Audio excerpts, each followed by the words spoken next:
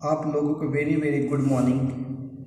मैं आप लोगों को बताता चलूं कि इससे पहले लेक्चर में मैं आप लोगों को दो टाइप्स की लिस्ट दी थी, जिसमें एक indoor type distribution sub station में आने वाले मेन रिक्वायरमेंट के बारे में, तो मेन रिक्वायरमेंट तथा एसोसीरीज मेन इलेक्ट्रिकल एसोसीरीज के बारे में बताया था, तथा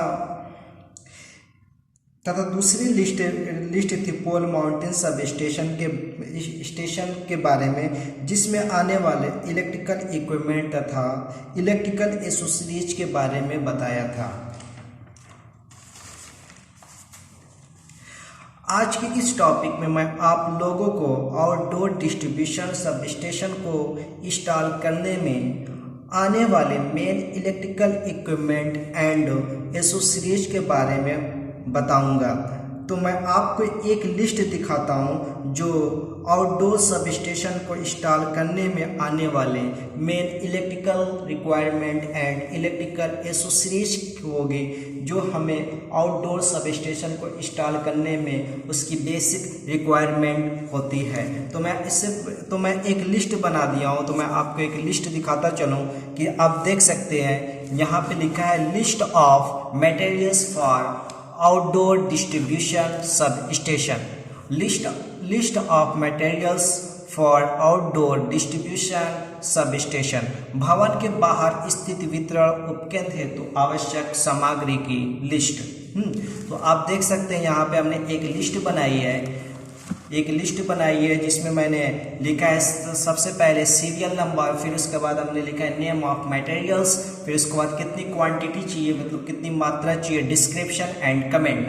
तो डिस्क्रिप्शन हमें इसका वर्णन रहेगा, किस टाइप की रहेगी केबल्स, किस टाइप के चैनल रहेंगे, कहाँ लगेंगे, उसके बारे में यहाँ पे लिखना पड़ेगा। तो मैं नंबर 1 आप देख सकते हैं, हमें इसमें चाहिए आइसोलेटर एक सेट चाहिए मुझे, आइसोलेटर एक सेट चाहिए। फिर नंबर 2 आज हमें चाहिए लाइटिंग अरेस्टर, जिसे हम बोलते हैं एलए, वो हमें एक सेट चाहिए। फिर इसके बाद मुझे एचटी सर्किट ब्रेकर एक पीस चाहिए। फिर इसके बाद एचटी फ्यूज सेट एक सेट चाहिए। फिर उसके बाद ट्रांसफार्मर, ये हमारे रिक्वायरमेंट या हमारे लोड के ऊपर डिपेंड होता है, तो ये एक सेट चाहिए।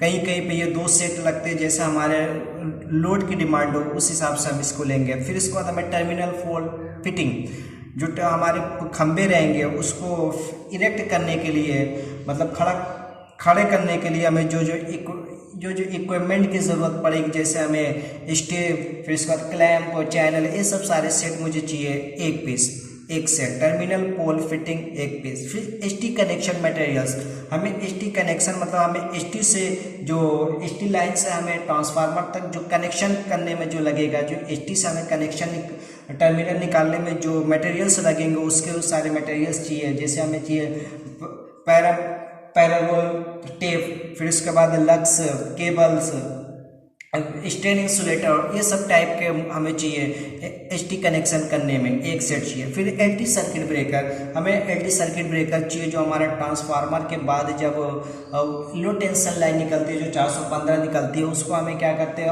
ऑफ प्रोटेक्ट करने के लिए, ऑन ऑफ करने के लिए हमें एलटी सर्किट ब्रेकर चाहिए, जो according to number of circuit, जो हमारे सर्किट के हिसाब से रहेगी, जो हमारे सर्किट हम कितने सर्किट बांट रही है, हमारे लोड्स के ऊपर डिपेंड करती है, हमारे किस टाइप का लोड है। अगर मुझे लाइटिंग और फैन के लिए अलग सर्किट ब्रेकर, फिर इसके बाद मुझे मोटर्स वगैरह पावर लोड्स चलाने के लिए अलग सर्किट ब्रेकर की आवश्यकता होती है, तो उसके हिसाब से हमें नंबर ऑफ सर्किट के हिसाब से हमें एलटी सर्किट ब्रेकर चाहिए। फिर LT measuring indicating and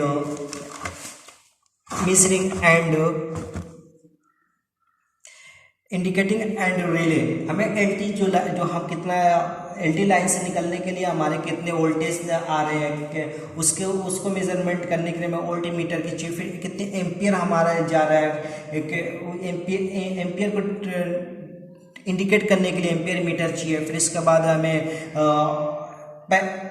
indicating indicate lamp चाहिए जो हमें RYB ये सब कि हमारा ये फेस आ रहा है कि नहीं है, उसके इंडिकेशन लैंप चाहिए मुझे, एंड रिले और रिले मुझे चाहिए। ये हमारे क्या चाहिए according to number of circuit, या हमें सर्किट के हिसाब से मुझे चाहिए according to number of circuit. ये हमें सर्किट की संख्या पे डिपेंड करता है कि मुझे कितनी मेजरिंग, कितनी इंडिकेटिंग एंड कितने रिले की LT रिले की आवश्यकता होगी। फिर मुझे LT स्विच गियर चाहिए। LT स्विच गियर का मतलब होता है जो हमें, जैसे हमारे कितने MCB चाहिए, कितने हमें फ्यूज चाहिए, कितने हमें चेंज ओवर चाहिए, कितने हमें फेस फेल्यूर देने चाहिए, ये सब सारे चीज़ चाहिए मुझे। तो LT स्विच गियर चाहिए मुझे according to number of circuit. हमें नंबर ऑफ सर्किट के हिसाब से हमें LT स्विच गियर चाहिए। फिर LT कनेक्शन मटेरियल्स, जब हमें LT connection materials LT connection देंगे, जैसे ट्रांसफार्मर के बाद जो हम LT कनेक्शन देंगे, हमें क्या क्या मटेरियल्स लगे, जैसे हमें लग्स चाहिए, केबल चाहिए, फिर इसके बाद उसके एसोसीरीज चीज़ चाहिए, वो सब चाहिए मुझे number of according to number of circuit, number of circuit के हिसाब से चाहिए मुझे। फिर इसके बाद मुझे नेक्स्ट चाहिए मुझे कंस्ट्रक्शन मटेरियल्स, जो हमारी बिल्डिंग होगी, जो हमारे भवन होंगे, उसका निर्माण करने के लिए, कंस्ट्रक्शन करने के लिए हमें क्या क्या चीज़ चाहिए, उसके लिए अकॉर्डिंग टू नीड्स हमें उसकी साइज के हिसाब से हमें चाहिए। फिर उसके बाद ये फॉर स्विच गियर, मतलब जो हम स्विच गियर बनाएंगे, स्विच गियर रूम बनाएंगे, जो एक जहाँ से हम सारे को कंट्रोल करते हैं, वहाँ से उस कक्ष को बनाने के लिए मुझे कंस्ट्रक्शन मटेरियल्स की आवश्यकता होती है। फिर नेक्स्ट होगा sub station lighting, fan and wiring materials. जब हम आउटडोर सब स्टेशन को इंस्टॉल कर लेते हैं तो वहाँ पे हमें क्या होता है कि लैंप की आवश्यकता होती है, लाइटिंग के लिए आवश्यकता होती है, फैन के लिए आवश्यकता होती है। तो उसको इंस्टॉल करने के लिए हमें क्या क्या चीज़ों की आवश्यकता होती है, तो इसमें हमें क्या क्या चाहिए, number of according to need, जो हमारी जितनी हमारी ज़रूरत होगी उसके हिसाब से हम लेंगे। फिर जैसे इसमें केबल्स हो गए, वायर केबल कितनी साइज के वायर चाहिए, वायर क्लिप चाहिए, फिर इसके बाद केपिंग कंड्यूट चाहिए, फिर उसके बाद होल्डर चाहिए, ट्यूबलाइट चाहिए, ये सब क्या होती है सब स्टेशन एंड वायरिंग, ये सब सारी मटेरियल्स चाहिए।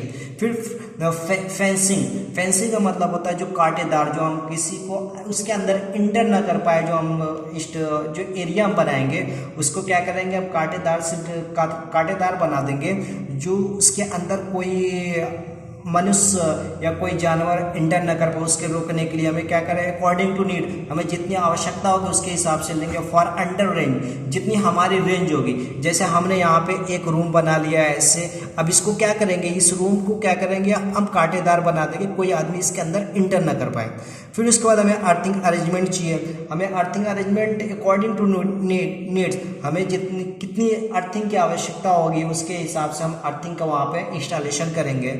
तो ये थी हमारे जो ये जो थी हमारी list outdoor distribution sub station की एक लिस्ट, जो हमारी मेन रिक्वायरमेंट इलेक्ट्रिकल रिक्वायरमेंट और उसमें सहायक सामग्री थी। तो हमें उम्मीद है कि आप लोगों को ये समझ में आया होगा। जिसको नहीं समझ में आया हो हमें कमेंट बॉक्स में कर सकता है, और जो हमारे इस चैनल पे नए तो हमारे चैनल को सब्सक्राइब करें और लाइक करें और शेयर करें, जिससे आने वाली नेक्स्ट वीडियो को आपको सबसे पहले नोटिफिकेशन मिले। Thank you.